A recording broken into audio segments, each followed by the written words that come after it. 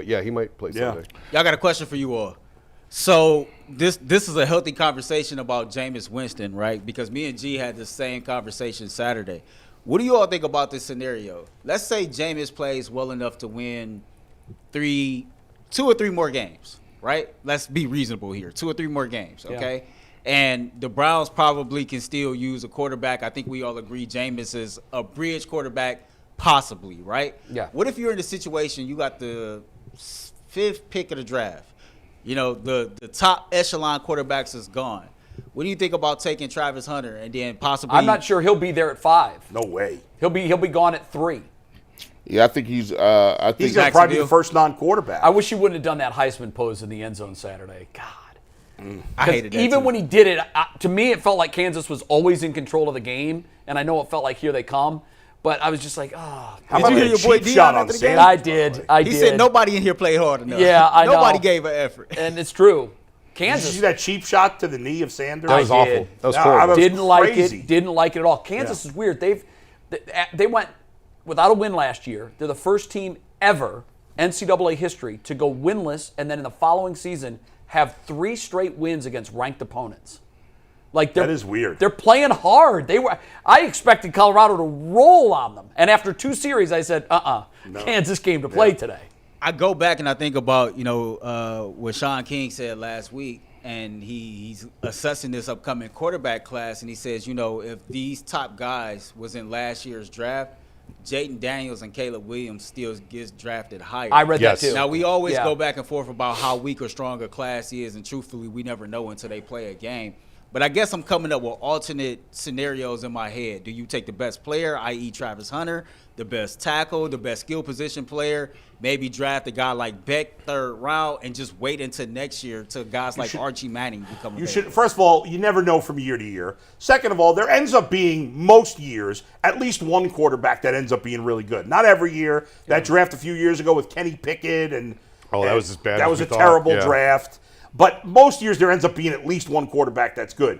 But teams make a huge mistake when they feel like they have to draft. You should never draft a quarterback because you need one. You should draft a quarterback because there's one worth drafting. One that you think will work in your that's system. It. Not just because we need a quarterback, we have to take one. That's stupid. I agree with that. That makes no sense. So, the Browns don't – you should never have to take a quarterback unless you think that guy is you should only take a quarterback in the first round if you're as sure as you can be that guy's going to be a great quarterback. Otherwise, you shouldn't take him. So, to me, I look at the landscape. Yeah. I look at the free agent market. I'm like, I don't like that. I look at the draft class, and I say, okay, Cam Ward, Shedeur Sanders. Anything after that? And I here's don't the like thing. it. We're not going to get one of those 2 unless we trade up, and we don't have the capital to do that. It's, I just remember you sitting in that chair screaming and yelling at me that they had to go for Deshaun Watson because there were no other options. And so I'll use your own theory. It wasn't, to be fair, it wasn't just about no other options. At the time when he played in Houston, Deshaun Watson was playing at an all-pro level. No, I'm giving you that. I'm saying we drafted the player we drafted. Right. Now, he hasn't been that player. Yeah. But up to that point, he seemed to fit in that slot. Right. Okay. And I just remember the argument you used when I said, guys, we don't have to make this move. We've got a guy. And you were screaming at me saying he's never going to win a Super Bowl. He's not the guy. We've got to move on. Yeah. And where else are we going to get a quarterback? Now, I know it's different because Jameis is not looked at as Deshaun Watson was when we got him. Yeah. But clearly, he's a much better player today than Deshaun Watson is. I mean, the proof is in the pudding. Everybody is. So I'll just use your own logic moving forward. Okay, if he's clearly better than Deshaun Watson, and we know what the dance floor looks like of potential dance candidates, and we know we're not going to have one of the top 2 in the draft, then if not Jameis, then who? Right now, to me, Jameis is the best looking girl I just don't think there's a. I don't think you have to make that decision right now. But if you wait till the end of the season and he's not hurt, Jameis isn't going to sign the first number that comes down the pike. There's no risk. He's going to sit back and say, "I'm taking offers." Hey, let me give you this. Raiders come in here and say, let me give you this. 45. Let me give you this, and you can answer. One of the greatest movies of all time, I think, the movie Margin Call. He says, Margin call? I don't think I ever saw I margin. saw it. It's a good movie. he said, it's talk about the stock market crashing. Okay, yeah. And he says, let me tell you something. The CEO is talking about, Mr. Sullivan. Do you care to know why I'm in this chair, meaning the CEO chair? I mean, can I tell you why I earn the big bucks? He said, yes, go ahead. He said, I'm here for one reason and one reason alone.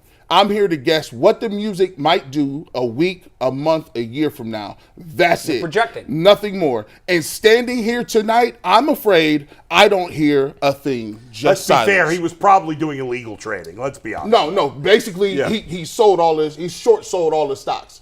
Basically, knowing Okay. it was To cut worth his zero, losses. To cut his losses. Yeah. And he said we could wait a couple of weeks from now, And it might be worth nothing. and it's worse than we are today. Yeah. So for me, I'm just doing the evaluation. I'm looking at the landscape. Is Jameis Winston the comfortable choice? Am I sleeping well at night being like, well, Jameis Winston is our best option? No, not really necessarily. But what I am saying though to you is this. Give me my money, and if I sign him now, I can get him at a lower price, and I can still have enough resources to make the team around him better enough to compete when I know I'm going to have restraints when it comes to cap and quarterbacks and other people like guys, I'll make just my last thought on it because obviously we're at an impasse. We're not going to agree on this. Right.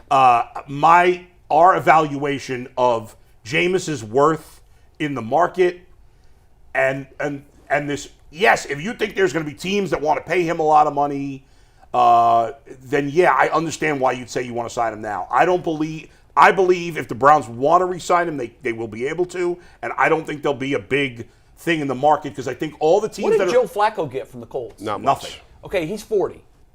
Yeah. James got is nothing. 10 years I mean, you younger. guys stood. Jay for sure sat there and screamed at us. So you had to re-sign Joe Flacco last year. I did. I still think that we should have done that. No, they shouldn't have. No, I said it yesterday or Friday when we discussed it. They lucked into it and got Jameis Winston, who's a maybe better version at 10 years younger. Yes. Who's that guy coming next year?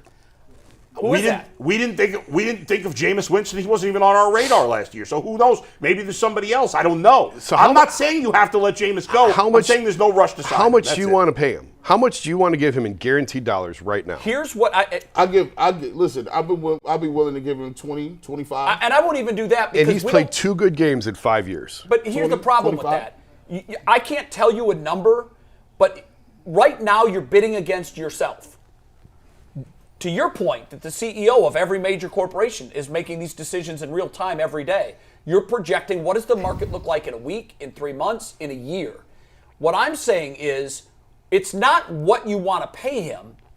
It's what you'll end up paying him later if you don't pay him now. Yeah, we get it. And we don't have the luxury to miss. Jason and I just don't. I think agree with you that his price is going to skyrocket. And I don't think they want to pay I'm him not saying at all. skyrocket. Yeah. I don't think they want to pay him at all. Okay, then guess what? Roll in who you rolling in here? 4. No, it won't be. If it's that, I'm done with the Browns. I'm telling you, I won't watch them anymore. I'll resign from the show. I'm trying to help and y'all. I will never watch another Browns snap of football in my life. Help me help you guys. You guys do not want Deshaun Watson as quarterback, but yet still you are reluctant to sign a guy that will make that happen. I just don't. Make it make sense to me. I can't. No, listen. If Jameis wants to take a 1-year, $6 million deal next year, bring him back. $8 million on a 1-year deal, bring him back. Beyond that, I'm not going to do it off. I just don't. I don't buy that Jameis was so desperate. He's made $76 million in his career. I don't think he's desperate to sign like he would have. He would sign for significantly less now. I just think you guys are. Nobody has wanted him for years. It doesn't matter what everybody wants, Bull. It's about what you can do in your system. At some point, you have to have confidence in the people you have in place that say, we believe in what we have going, not based on what everybody else But you're arguing that you should sign him now because he'll be in demand. No, I'm arguing he's your best option, but not about the demand. But a year ago, you wouldn't have said Jameis Winston was the Browns' best option, would you? Here's what I'm saying to you. You had Flacco here, right? Yeah. In the beginning of the season when Deshaun Watson was playing poorly, everybody screamed, why didn't we bring Flacco back? I didn't scream. Everybody and the mom scrummed for not the Jason. I got a question, G, before we move on. Yeah. Do you feel like if Jameis Winston is your best option right now today on November 25th, do you still think he'll be the best option when the season ends?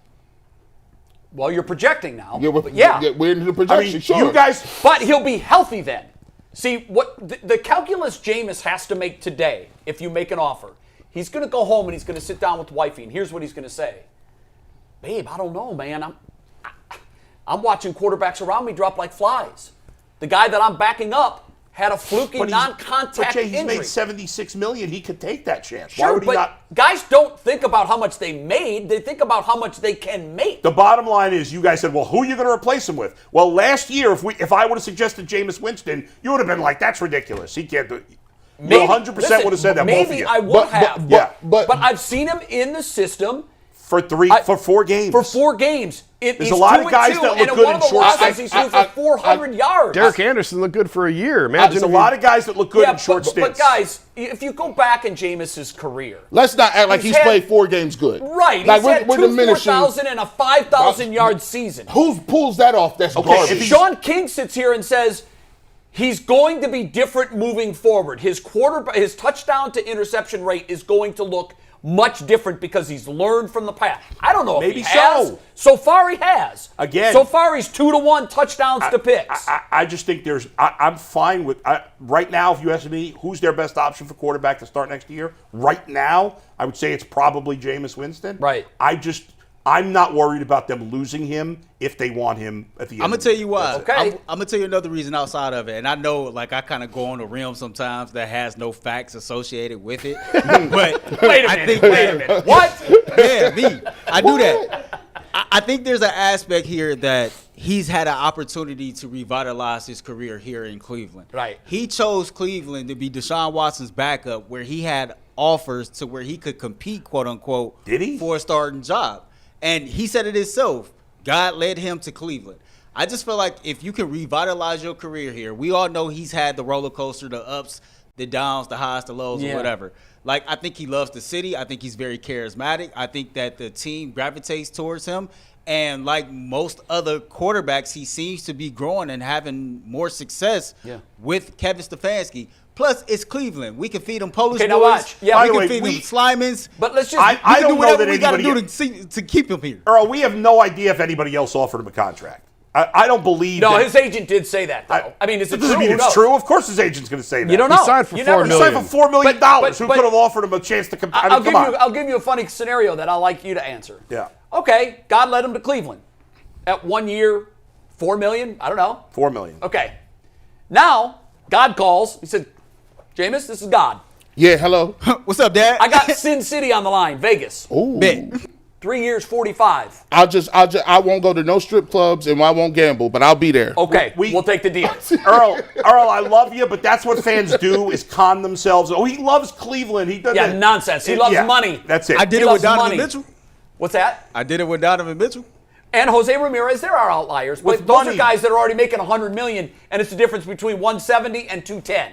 Okay. Well, Donovan Mitchell didn't take. Donovan Mitchell did. Yeah. No, I was just saying bull on the fact Yeah. that he loved Cleveland, and that played a part into his decision. He may be. Yeah, maybe and Jameis Jose does Ramirez. love Cleveland. Jose Ramirez, these guys are Jameis superstars. may love Cleveland, but that's not going to stop him from signing somewhere No, else. if Vegas calls and says 3 and 45, Yeah. he loves him some So Vegas. I don't buy that any team offered him a contract. I'll just say this: if you Kevin Stefanski and you Andrew Berry and you just got a situation where people are saying you're coming back next year and it looks like you may skate this year, why in the hell would I go back to the drawing board and find somebody they ain't been here, teach them a new system, get them up and running? I know. And Again, and next year you on the I hot think seat. all this You is know a you moot start point on the hot because seat. I believe if the Browns did go to him and offer him, I think Jameis is going to say, "Nope, I'm good. I'm going to let it ride.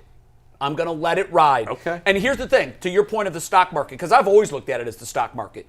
Right now, he's trading at a number. Mm-hmm. But there's 6 games left. If he goes 4-2 and continues to throw for 300 yards a game and twice the touchdowns as interceptions, where does the price of that stock go? Up. Not that much. Hold on. But, Hey, watch but it's this. not going down. Watch this. Well, but what if he goes 2-4 and throws more interceptions than touchdowns? Then the price goes down and you're fine. Yeah, right. So my thing is, but they got some tough games. Trust me. They do. If you want, hey, listen, If he balls out and wins some of those tough games, I'm though. a religious man. The worst thing you need is preacher man going out here throwing for 300 against the Chiefs. that stock price going to be like this.